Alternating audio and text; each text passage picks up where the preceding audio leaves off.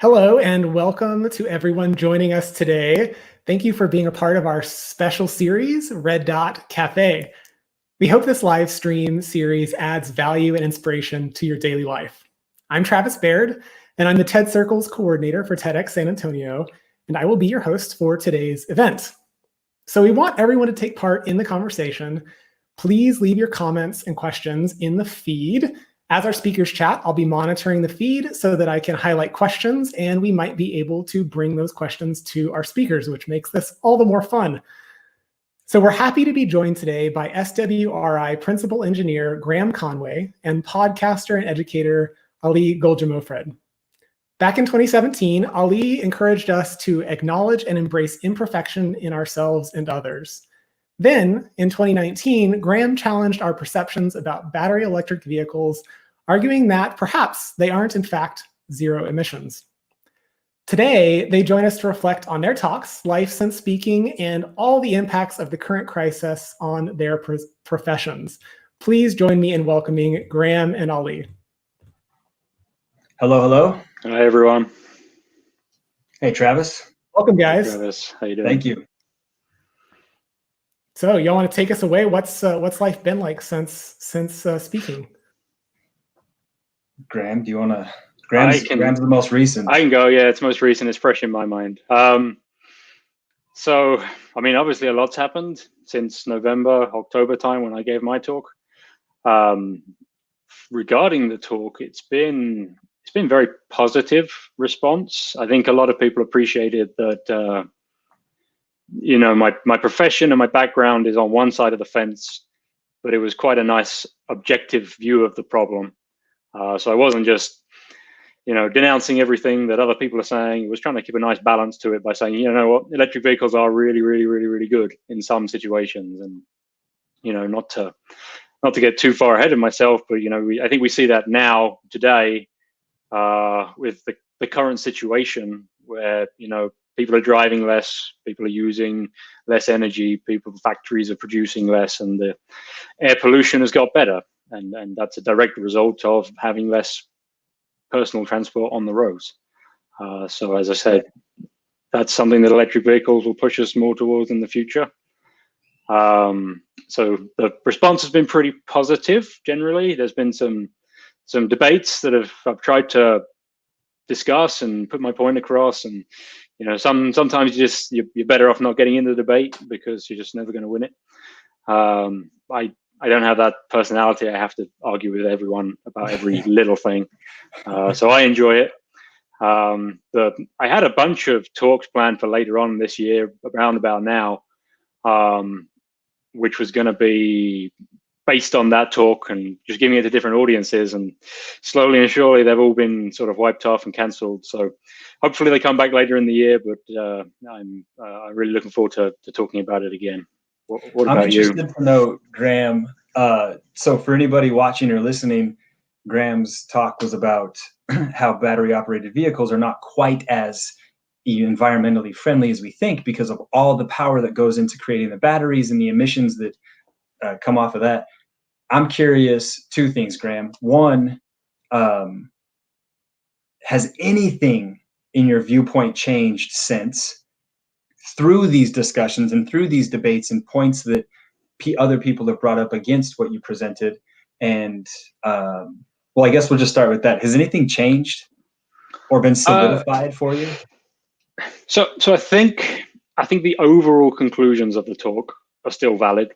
I don't think anything on that side has changed. Opening it up to a much wider technical audience, technical community. I had a lot of people showing me different data sets that could go into the charts I created, making different assumptions about the energy penalty of making batteries and the energy penalty of electricity. So I think the message still holds true that electric vehicles are going to be better if they're much smaller. But by the time we get to bigger vehicles, and especially compared to hybrids, I think that's still to me is definitely up for debate. But maybe my 450,000 mile prediction crossover point for an electric vehicle versus a hybrid, that's probably going to come down, and it probably has come down since that talk. I don't know don't know what number is, but it's probably less. And as we move every day into the future, that number should come down because things should be getting better. So I think that's the only real thing that I would address right now. Well, I hope that other opportunities to present for you do get rescheduled, because your talk does matter. One thing I really appreciate about TEDxSanAntonio, all TEDx platforms, are the opportunities that it opens up to share these ideas that might push the envelope a little bit. They're maybe a little bit unorthodox. Like yours, case in point, is an unorthodox idea. Battery operated vehicles are not necessarily good for the environment. It's like, wait, what? Like, that's the whole premise upon which these things are built. So I hope you do get those opportunities. To answer that first question, my life since speaking at TEDxSanAntonio has been a few opportunities to share this idea of vulnerability and accepting who we are, where we're at, kind of owning our imperfections, because that's what makes us who we are. And I think that I'm really starting to see that now in the midst of this situation, where now we're going on, a month of being on essentially a lockdown in our country. So a lot of people have time to sit and reflect, to share their ideas on social media, a lot of which are not positive. There's a lot of groaning, there's a lot of complaining, which speaks to the idea of, like, man, maybe that's part of our imperfection, that when we get alone with ourselves in our own mind, we're not necessarily happy with what's here or what's in here. And what this time is doing for us now, I don't know if this is going to make sense, but the silver lining of all of this right now is it's forcing all of us to just pause. And whether we like it or not, we're doing a self-assessment. We're taking an inventory of, where am I happy? Where am I unhappy? And a lot of people are realizing that the sports league that you're a part of, the happy hour that you go to, the TV shows that you watch, all these things that you thought were just healthy activities were actually distractions from a life that you're not particularly happy with. And that might sound harsh, but I think that it's a good time for us to stop and reflect. Yeah, and I think I agree with that. I think maybe the hardest thing you can do is just ignore everything else, sit down, look at yourself, and understand what your own weaknesses are and what your own challenges are. Because I think we have an internal defense mechanism that just says everything's fine, everything's great, no problems here. Go and watch a movie, go and do something else, right? I think that as we're running out of movies to watch and we're running out of other things to do, you know, the self-reflection is becoming probably more and more in the front of people's minds. And I guess it's really, you know, you're in a situation you can't do anything about, really. We can't do what we want to do, and we're kind of forced, you know, we're not as strict as some other countries right now, but we're kind of forced to you know, shelter in place. And so I think you have to look at it as, well, I'm the only one who can make this situation different. I'm the only one who can make it better or worse. And just sort of thinking of ways you can make it better. And, you know, the ways to do that, I think, are to, you know, if you can come out of this having improved one aspect of your personality or one aspect of you professionally or in relationship wise, I think then, you know, you can take a positive out of this terrible situation. That's interesting that you say that. I've seen two camps. One camp says, I saw somebody tweet out something like, if you don't come out of this with a sharpened skill or learning a new program or better in some way, then you've wasted your time, or you didn't lack time, you lacked ambition. That's one camp. Then there's this other camp that criticizes the first camp of being productive, that says, no, this is a social emotional struggle for people. So don't expect people to progress or be productive when we are socially and emotionally stressed out right now. And so I think that's an interesting argument between those two camps of, should we be taking this time to self-assess and try to get better? Or should we be taking this time to just pause, sit back, and it's okay to not be okay, and it's okay to do nothing. I definitely have a strong opinion that I don't even know if a majority share, but I'd be interested to hear, which camp would you find yourself in, or more maybe a combination of both? So my fiance Cynthia, we were supposed to be getting married this month, but that's all been cancelled because of shutdowns and things like that. So the reason I'm talking about her is I love her. She's great. She's done so much for me. I would say on a scale of emotions, she has a scale from 1 to 10, right? So she is able to express the full range of emotions. I have a range of about a 4 to a 6, right? So my highs That's are my like favorite thing about you, by the way. I can attest to that. That's my favorite thing about you.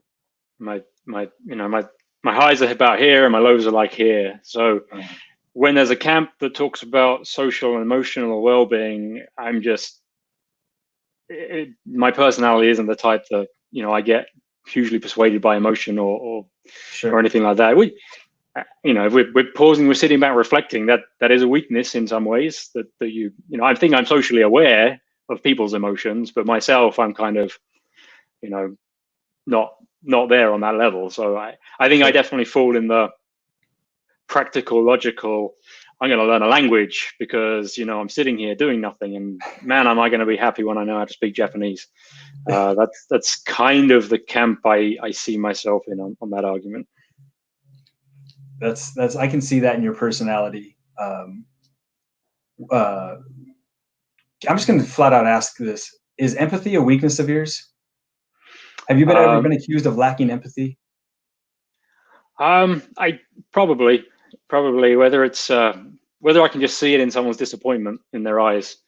Okay. But I haven't. Then I think, as I say, I'm aware enough that I can tell when somebody needs that extra empathy or that extra emotion. But it's not something that comes naturally to me. Definitely, it's something that consciously I have to think about. Hey, this would be a good time to just do that one thing for someone, because it'll make their day a lot better, and it's 2 seconds of your time, but it'll really help someone out. But so yeah, I think naturally it's a weakness, but it's something I've got to work on. Sure. You said something like, man, I'll be happy when I know Japanese at the end of all this. This idea of, and I know this is not what you're saying, because I know you well enough so that you're not putting happiness off into the future for you. I know you well enough. But there are a lot of people who are not aware, or as aware as you are, of the fact that they set some end goal and they say, I'll be happy when I hit that end goal. But for the time being, I'm going to store my happiness off into the future. I'm not going to experience it right now. And I think that's where a lot of people are in this moment. They are saying, boy, end of April, end of May, we're hearing the mainstream media say maybe sometime in the summer, like there will be an endpoint to this shelter in place. And a lot of people, I feel like, are saying, can't wait till this is over, or I'll be happy when this is over. And I guess those are two different phrases. I will be happy when this is over, but I'm not waiting. I'm not putting my life on hold until this is over. For the time being, our schedules have been adjusted. And in some way, I think that right now is our time to gain a competitive advantage, if in just our own mind, meaning we're in a situation that we've never been in before.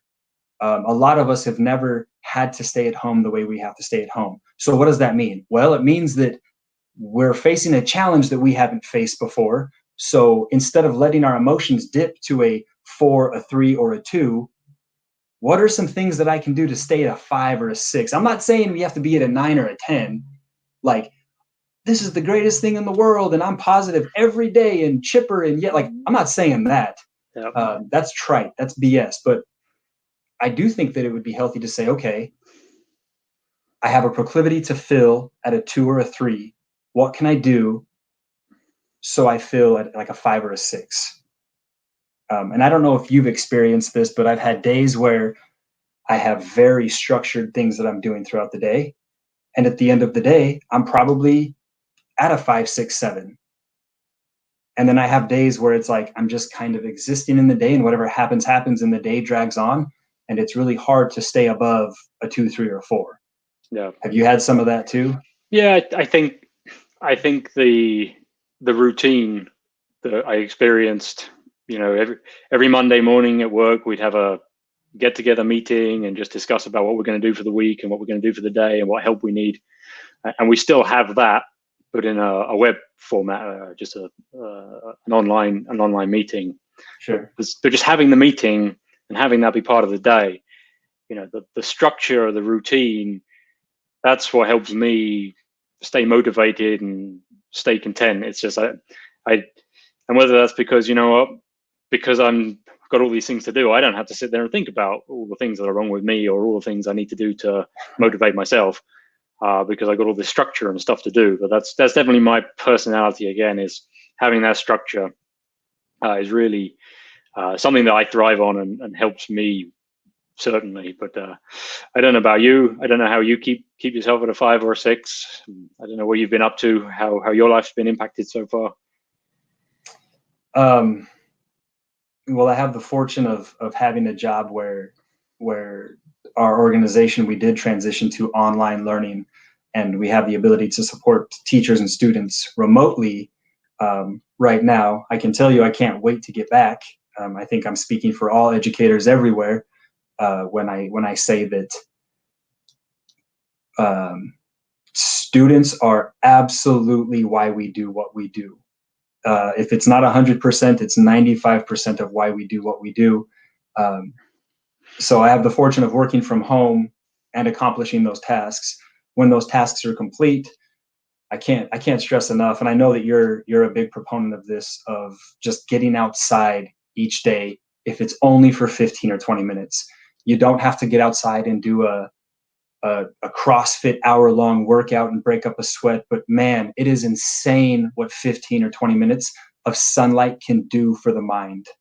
I consider myself fairly resilient mentally, and this is a struggle. Like, this is a challenge for me, which is exactly what I was talking about. Like, okay, well then what can I do to stay above that 2 or 3 level? And it's being productive with work. It's spending some interactive time with the family, and then it's taking some me time.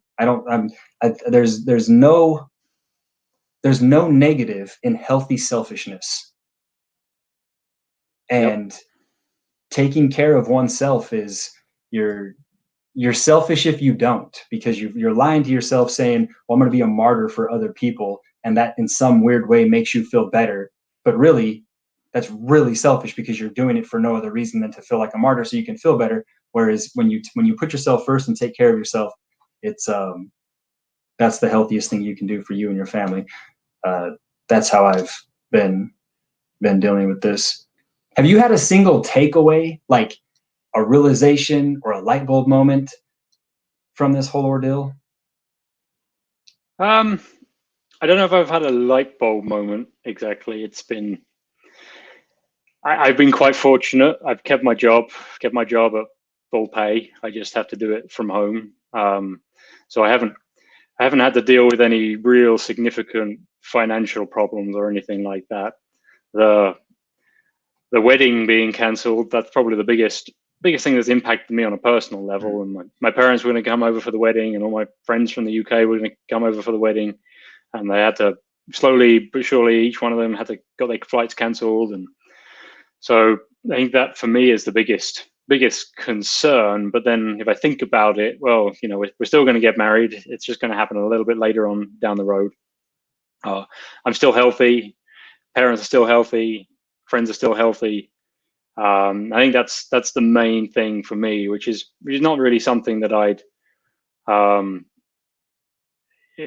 maybe before this thought, I'm, as long as everyone's healthy, then I'm going to be happy. But it definitely does give you some comfort to know that the people and the people you love they're doing okay.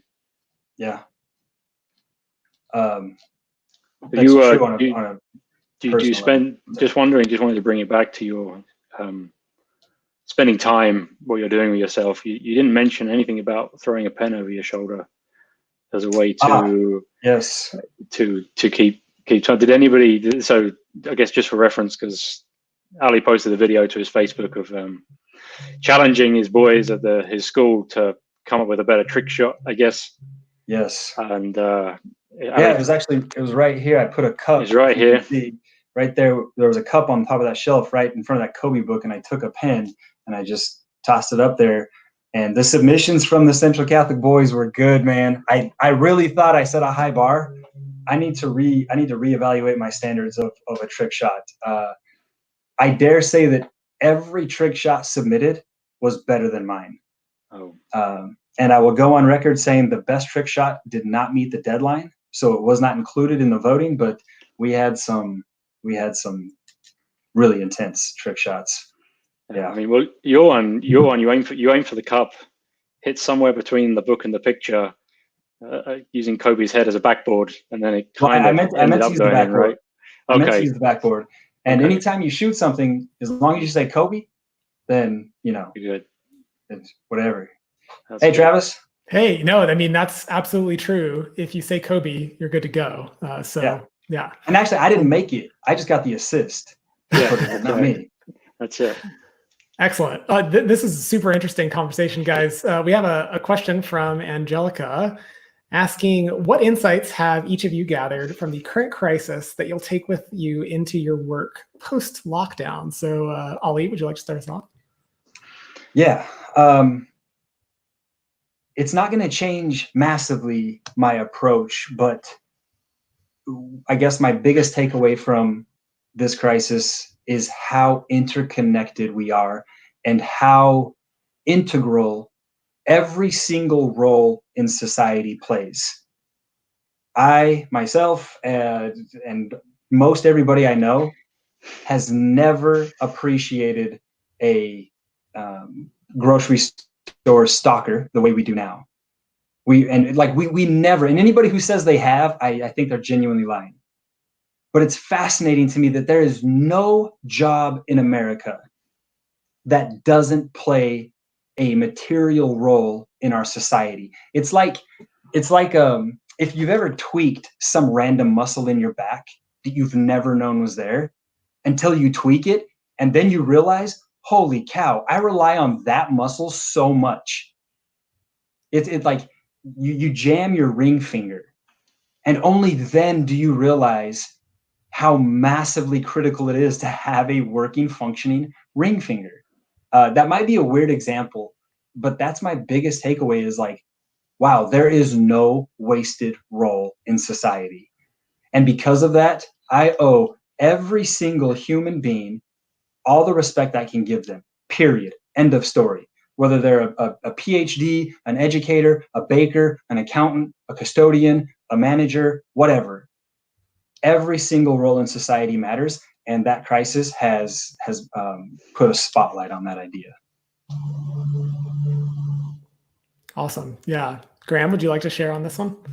I was going to say exactly what Ali said, word for word, because I don't know if I could come up with anything quite as, quite a nice an overview as that just was.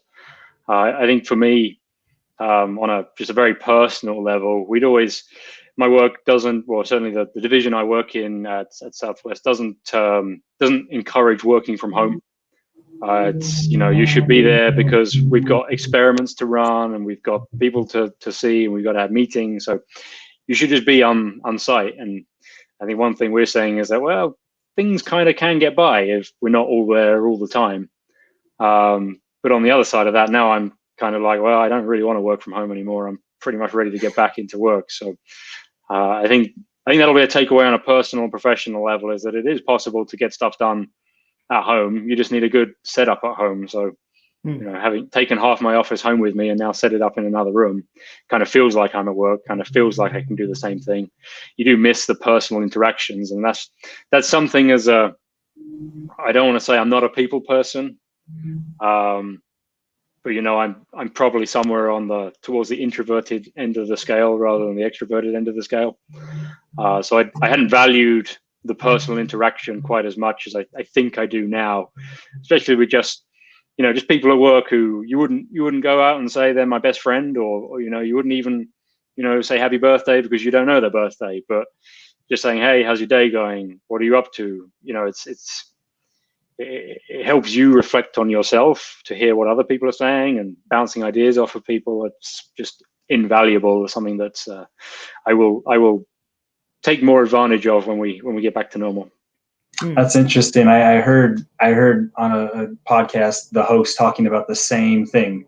It might have been Joe Rogan with Dan Crenshaw talking about when this thing gets lifted, and he wasn't suggesting or condoning this, but just figuratively talking about everybody's just going to flood the streets, hopefully not literally, but flood the streets and just embrace and hug and spend time and break bread at a restaurant. And I hope we appreciate those moments more. I hope that we appreciate there is so much power and opportunity and love in sharing a drink with a friend after work on a Thursday, and that we no longer take for granted the opportunity to sit across from a 3-foot table from somebody we care about and share a meal and ask, how was your day, face to face? And then at the end of that meal, you stand up, you say, good to see you, you give them a hug, and then you go your own ways.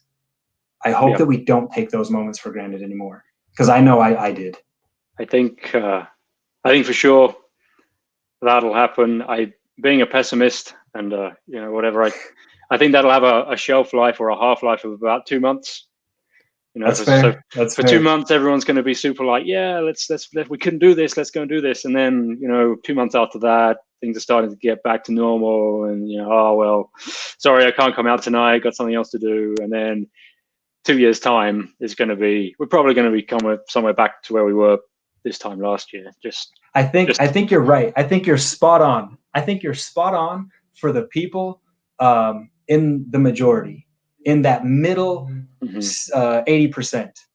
But the top 10% of individuals, by whatever metric you want to say, and this is completely arbitrary, but I'm going to say the high-level thinker does not forget the feeling of stress and having to forego opportunity even 10 years later. I think that there are people today who still, and forgive me if you take offense to me comparing this to 9/11. I'm just using that as an example of the last time our country was extremely unified. Something very bad happened. There was an increase in unity, and fast forward to 2020, we're not as unified. So somewhere, you're right, that the shelf life, that decreased somewhere along the line. But I still think that there are people today who remember the emotion of September 11th, 2001, and they're never going to take for granted the unity that we can have. I think that you, Travis, me, the TEDx community, I think people who take time out of a Tuesday to watch this, anybody watching this right now, I think they're the type of person that's going to remember this for a long time to come.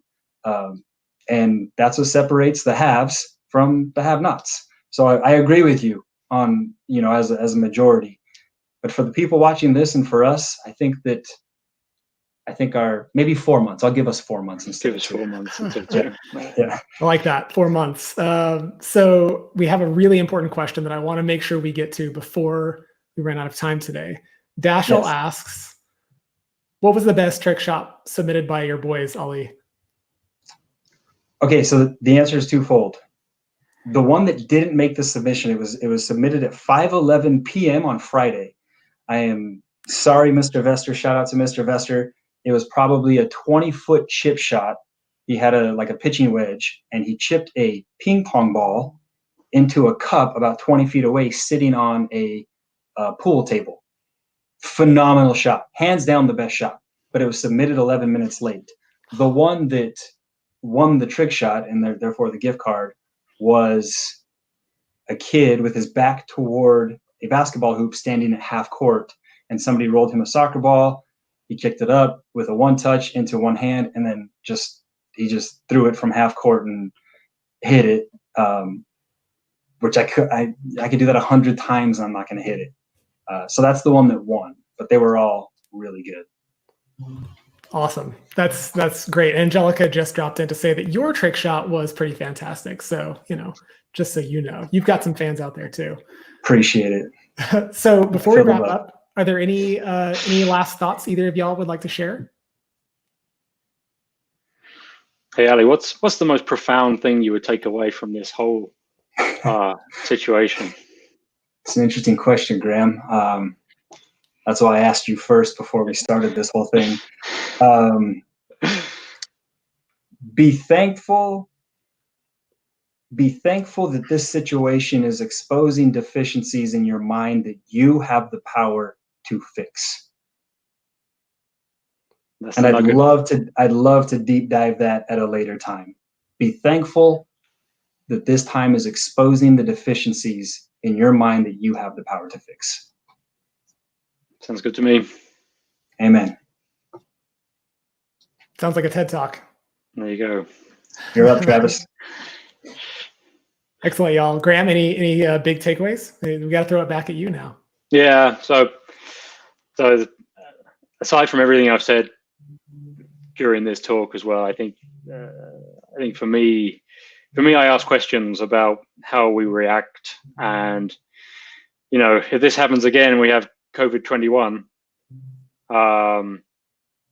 What do we do differently next time? And if I look back at how things have evolved through this event, I think, I look at the role of social media and how social media plays into our responses and our reactions. And I asked myself, 20 years ago, if this happened, would our response have been quite as quick and the same?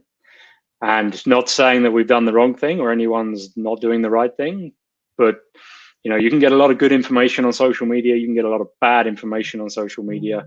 Would we have had a complete shortage of toilet paper if there weren't thousands and thousands of videos of people holding toilet paper? Probably not, right? That's how a run starts. So I think there's definitely positive things, but also some things that I'd really like to try and focus on, how we can get the right information out, how we can prevent things like, the negative things happening in the future, still by using social media to do it. Social media is absolutely the right platform to do it, but without locking it down and removing freedom of speech, that's a pretty tough thing to try and challenge. But just to everyone, if this happens again, there's plenty of toilet paper. So don't worry about that. The big takeaway today, plenty of toilet paper, y'all. Yes. Well, awesome. Thank you both so much for being here. This was a really fantastic, very interesting conversation. Yeah, appreciate it. Thanks, Travis. Thank you. I'll see you again soon. So many thanks, of course, again to Graham and Ollie for joining us today. And thank you, everyone who's here today on a Tuesday to be here for this. It was really fun to have your comments, and everybody watching this after the fact, thank you for watching as well. So stay in touch with Graham on LinkedIn and Ollie on Twitter. And just a quick reminder, tomorrow, Wednesday, April 15th, we have another special Red Dot Cafe. Mia Rodriguez will be coming to us with a performance. So keep an eye out for that at noon tomorrow. And also, if you'd like, join our conversation on social media using #PowerOfX. And actually, I've got a banner for that. I'm going to throw that up. Here it is, #PowerOfX, to share how you see the power of ideas manifesting in your community, especially during this time. Thank you all so much for being in here, and I look forward to seeing you for the next Red Dot Cafe.